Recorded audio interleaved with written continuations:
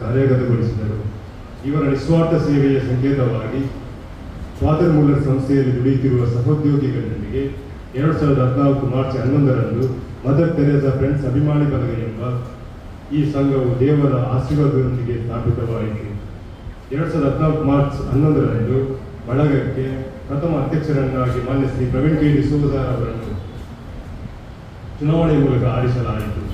ಅವರು ಮಾನ್ಯ ಶ್ರೀ ಕೆ ಪ್ರವೀಣ್ ಡಿಸೋಜ ಅವರು. ನಂತರ ದಿನಗಳಲ್ಲಿ ಬಳಗವು 1 ವರ್ಷ ಪೂರೈಸಿತು.